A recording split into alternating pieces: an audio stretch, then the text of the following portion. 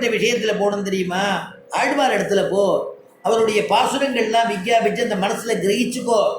அந்த மனசில் கிரகிச்சுண்டு அது வாய்ப்படைத்த பயனா நீ நீ சொல்லு. இந்த பாசுரங்கள்லாம் நீ சொல்ல முயற்சி பண்ணு.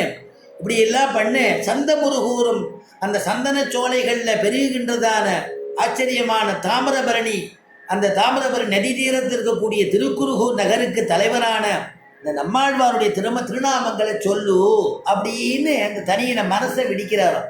அதான் திருமங்கை ஆழ்வார் ஒரு விக்கிரகம், அர்ச்சாமூர்த்தி விக்கிரகம் பண்ணுறாராம் சுவாமி நம்மாழ்வாருக்கு.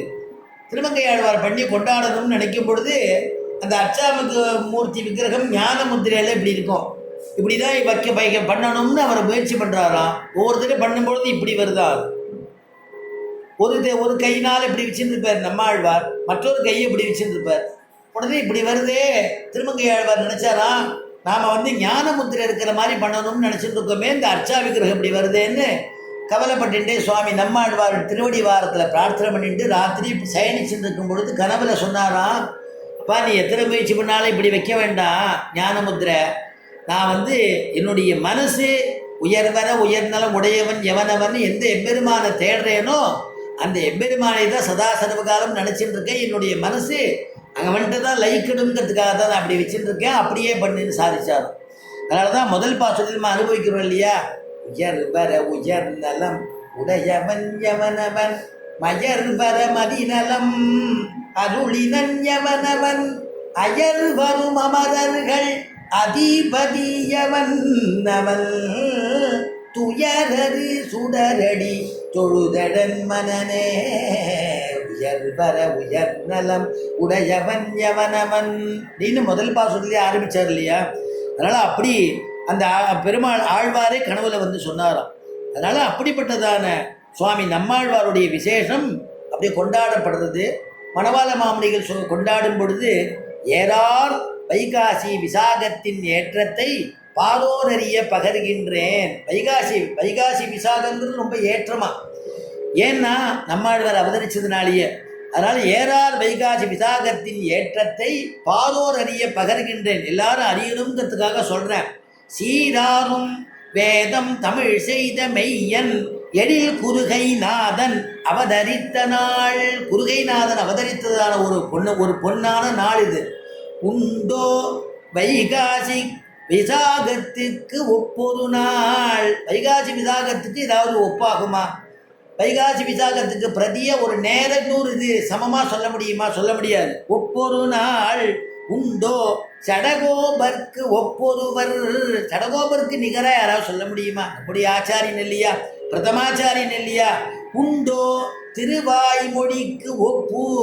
திருவாய்மொழிக்கு ஒப்பு உண்டா? கிடையாது. தென்குருகை அந்த திவ்ய தேசத்துக்கு தான் ஏதாவது ஒப்பு உண்டா? தென்குருகைக்கு உண்டோ ஒரு பார் தன்னில் ஒக்குமூர். அதனால் எதுவுமே அவருக்கு நிகர் எதுவும் கிடையாதுன்னு அப்படி கொண்டாடினதான ஒரு விசேஷம் மணவாள மாமணிகள் நம்மாழ்வார் அப்படி கொண்டாடுறார் அப்படிங்கிறத அனுபவிக்கிறோம்.